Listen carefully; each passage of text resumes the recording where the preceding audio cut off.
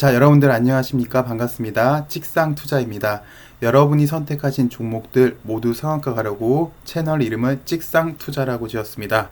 이 영상만 보시면 여러분들도 쉽게 상한가를 잡으실 수가 있습니다. 진짜냐? 예, 정말입니다. 진심입니다. 그런데 세 가지 조건은 꼭 지켜주셨으면 좋겠습니다. 첫 번째, 시장이 좋을 때 하자입니다. 일반적으로 많은 사람들이 생각을 하시는 게 난 투자를 할 거야. 그래서 시장이 안 좋을 때 싸게 사서 시장이 좋을 때 비싸게 팔아야지 라고 생각을 하십니다. 네, 이게 바로 투자죠. 근데 과연 이게 성공할 수 있을까요? 많은 분들이 싸게는 사세요. 그런데 싸게 사서 비싸게 팔면 좋은데 일반적으로 싸게 사서 더 싸게 팔거든요. 그 이유는 제가 보기에는 우리가 투자의 개념이랑 투기의 개념을 약간 혼돈해서 그런 것 같아요. 이거는 제가 잠시 후에 다시 설명을 드릴 거고요. 어쨌든 시장이 좋을 때 하자. 두 번째, 주도주를 하셔야 됩니다. 주도주란 시장을 이끌어주는 강력한 주식입니다. 주도주가 없으면 시장이 상승할 수가 없고요. 시장이 밋밋한 건 주도주가 없기 때문에 그렇습니다. 그래서 주도주랑 시장이 좋은 것은 밀접한 관계가 있고요. 더 중요한 것은 이 주도주가 중요한 의미를 갖는 것은 주도주가 탄생해야 여타 업종으로 매기가 확산됩니다.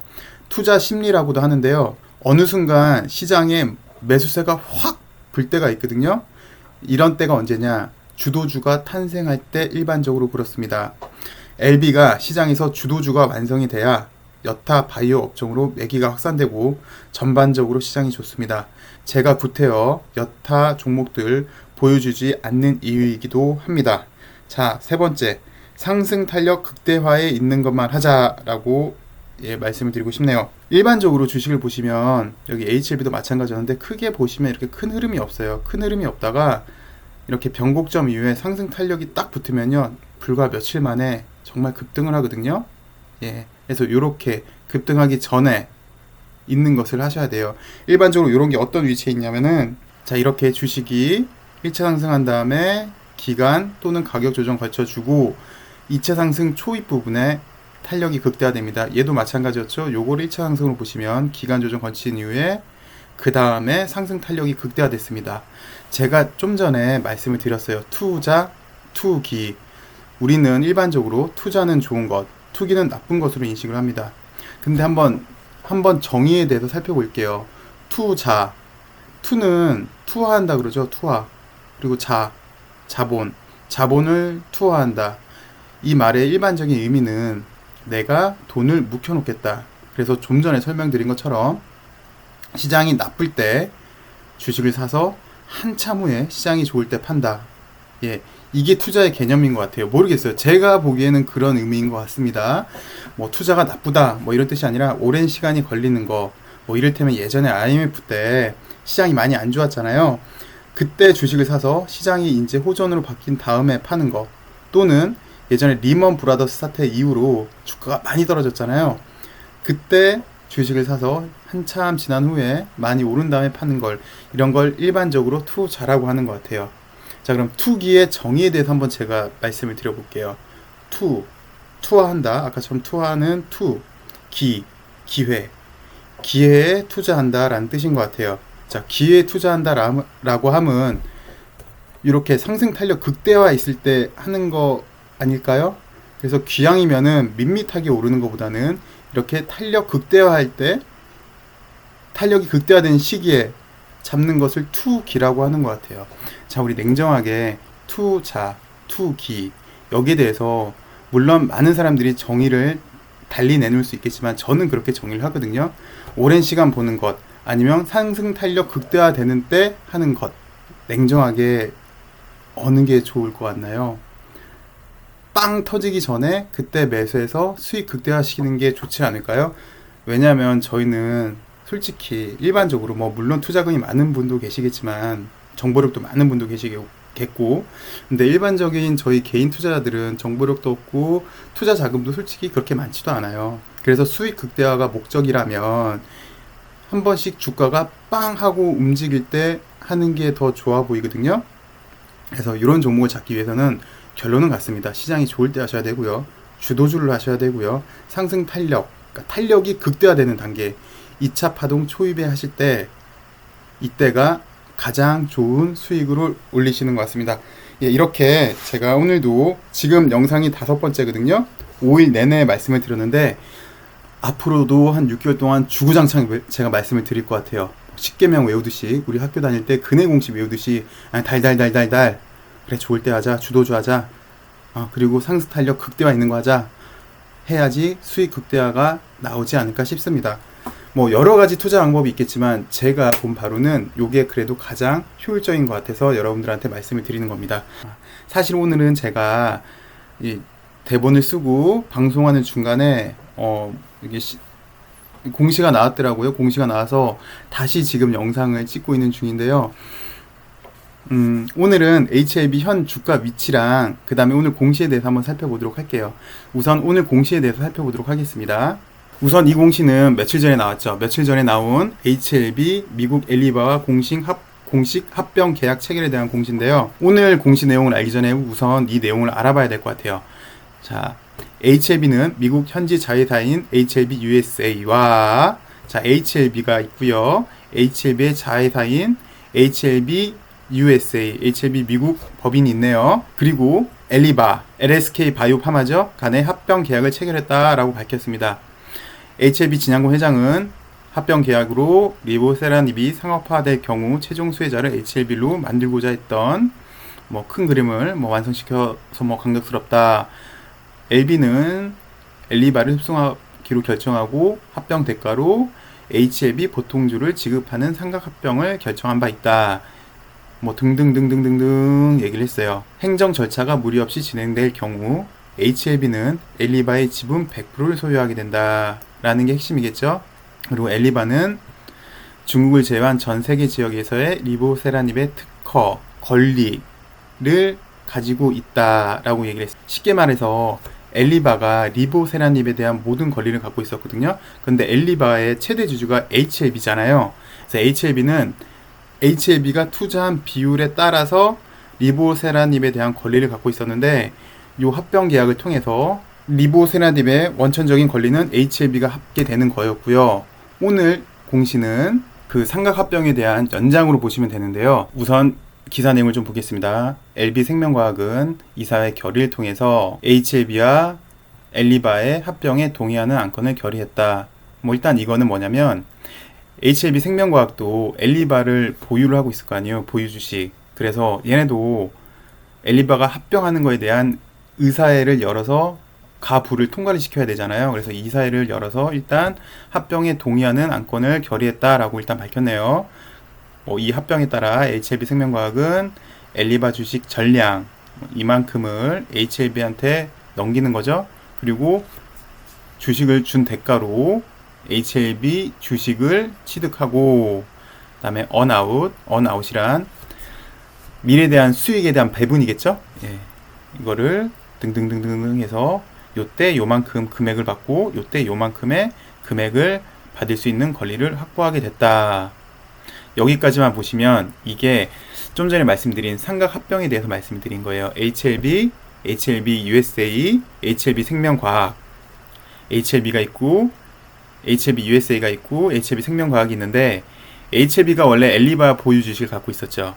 그리고 엘리바도 본인들 지분 소유가 있었겠죠. 그리고 HLB 생명과학도 엘리바 보유 지분이 있었겠죠. 이거를 HLB US를 통해서 엘리바에 대한 지분을 HLB한테 다 넘긴 거예요. 그래서 실제적으로 리보세라닙에 대한 권리는 이제 HLB한테 있는 거고요. HLB 생명과학은 그럼 어떻게 했냐? 얘는 리보세라닙에 대한 권리가 없냐? 또는 그러면 그래서 HLB 생명과학은 엘리바 보유 지분을 넘기면서 결론은 똑같아요. HLB 생명과학은 엘리바에 대한 권리를 갖고 있나 HLB에 대한 권리를 갖고 있나 똑같은 건데, 엘리바 지분 갖고 있나 HLB 주식 갖고 있나 똑같잖아요. 그런데 이 엘리바 지분을 HLB한테 밀어줬다는 거예요. 그래서 HLB가 완전한 리보세라닙에 대한 권리를 획득했고, L생은 HLB 생명과학은 그냥 HLB 주식을 받는 거예요. 그러니까 HLB 생명과학은 이거 갖고 있나 이거 갖고 있나 결국은 똑같은데 약간 이득은 있겠죠. 왜냐면 회계 처리가 틀리잖아요. 리보세라닙 같은 경우는 사실 무형자산으로 어떻게 내 자산에 포함시키기가 힘들거든요. 그런데 HLB 보유 주식을 갖고 있으면은 투자 자산이 있는 거잖아요. 투자 자산은 회계 처리가 가능해요. 여기까지가 요 내용이고요. 다음 두 번째가 좀 중요한데, 회사는 이번 사과 합병의 결과로 확보되는 요 자금을 한국에서의 신약 허가, 상용화 준비 및 제약 생산 유통 사업 부분에 강화한다는 계획이다. 그리고 여기 또 밑에 말했네요. HLB 생명과학은 엘리바가 합병되면 내가 엘리바 주식을 갖고 있나 HLB 주식 갖고 있나 결국은 똑같은데, 그래도 HLB 주식을 보유하면, 여기는 엘리바 주식은 상장회사가 아니고 또 리보세라님에 대한 무형자산에 대한 권리이기 때문에, 무형자산은 제가 나중에 설명을 드릴게요. 회계 처리에 대해서. 그러기 때문에 회사 입장에서는 회계적 처리를 위해서 상장 주식을 보유하는 것이 유리하다라고 말했고, 또 그 다음에 이제부터가 좀 중요한 게 뭐냐면, 이 삼각합병으로 인해서 회사의 미래 비전이 제시가 됐다는 거예요. 어쨌든 원래 리보세라닙에 대한 권리는 엘리바가 갖고 있었는데, 그걸 이제 HLB한테 몰아줬다는 거예요. 그래서 모든 권리는 HLB가 갖고 있고, 자, 이제 그러면 만약에 FDA 3상 승인을 받은 다음에 항암 신약이 나와서 판매를 할 건데, 이걸 어떻게 판매를 할 거냐, 그리고 엘생 너네는 무슨 일을 할 거냐 라는 거죠. 그랬더니 엘생은 여기 제약 생산 유통 부분에 강화한다, 특히 한국에서의, 이런 얘기가 나왔다는 거죠. 자, 그래서 설명을 드리면 제일 중요한 거는 리보세라닙이잖아요. 리보세라닙에 대한 원천적인 권리를 이제 전부 HLB가 갖고 온 거예요. 원래 엘리바가 갖고 있던 리보세라닙에 대한 권리를 HLB가 HLB USA를 만들어서 일단 합병을 했어요. HLB USA가 존속 회사로 남고 엘리바는 소멸하는 법인, 그 대신 HLB USA로 완전 흡수 합병이 됐고요.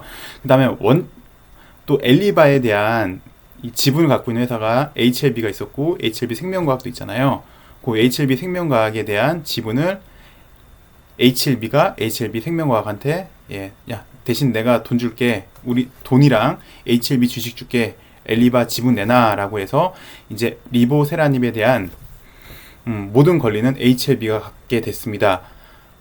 요게 이제 무슨 말을 의미하냐면은, 지금 가장 관심 있는 게 사실은 FDA 3상이잖아요. 미국 FDA 3상 승인인데, 이 3상 승인 받고 앞으로 회사 구조를 완전히 재편을 했다는 거예요. HLB가 모든 권리를, 리보세라닙에 대한 모든 권리를 갖고 총괄 컨트롤하고, 다음에 여기 엘생 같은 경우는 한국에서의 신약 허가, 상용화 준비, 유통 사업에 강화한다는 계획, 이렇게 된다는 얘기죠. 결론은 보시면 지난번 삼각 합병에 대한 연장선으로 봐주시면 될 것 같아요. 그래서 지금 시외에서는 엘생 같은 경우는 상한가에 있는 것 같고요. LB도 얼추 상한가 갔다가 지금 5% 정도인 것 같은데, 어쨌든 리보세라닙 권리를 완전히 갖고 왔다는 거에 대해서 시장은 좀 긍정적으로 반응을 한 것 같아요. 그리고 회사 구조가 이제 확실히 나눠졌다.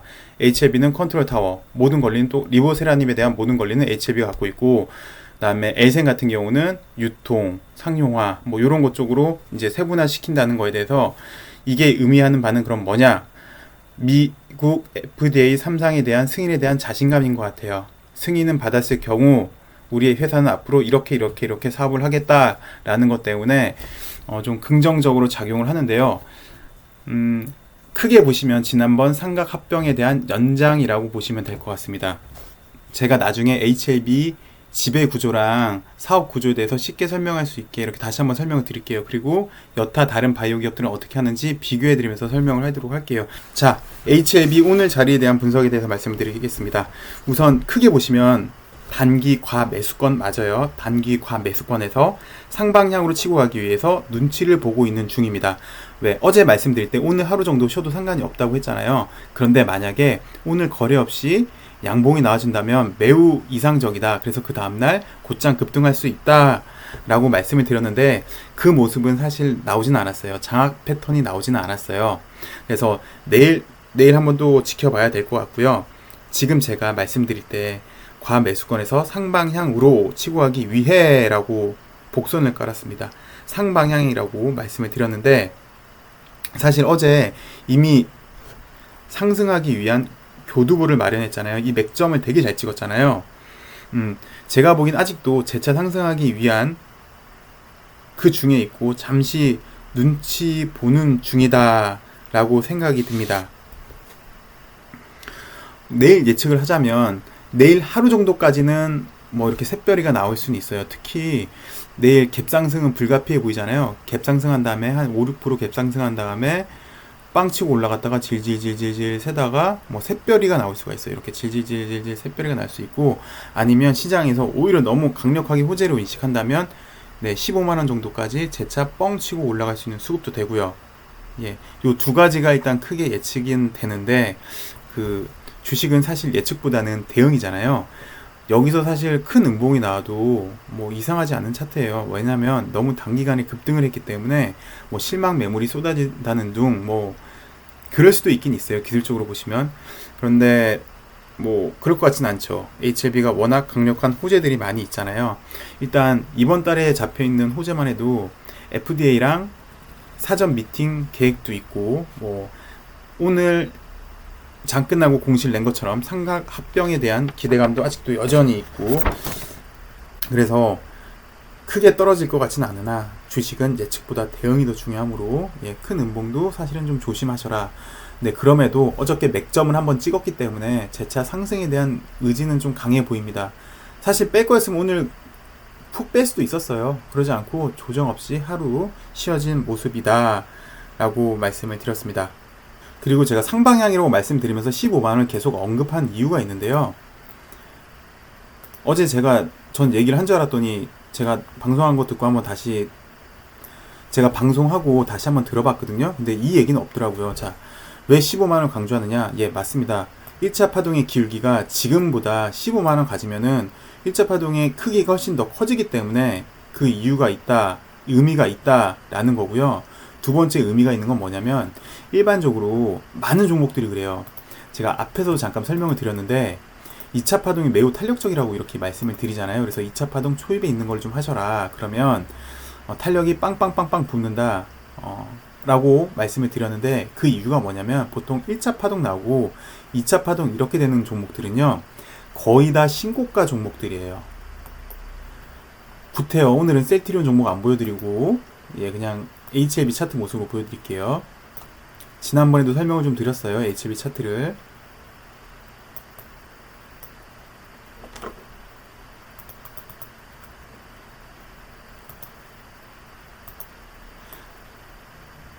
자, 이런 1차 상승 이후에 기간 조정 고치고 요거 맥점이라고 말씀을 드렸어요. 이런 거 좀 잘 보세요. 대량 거래 터지고 어느 정도 기간 조정 이후에 요 박스를 돌파하는 장대 안봉. 물론 이 당시 때는 맞죠? 그게 혈액암 관해 소식 나오면서 뭐 좀 밀렸다만, 그리고 이 당시 때는 시장이 별로 안 좋았어요. 어쨌든 요 모습 다음에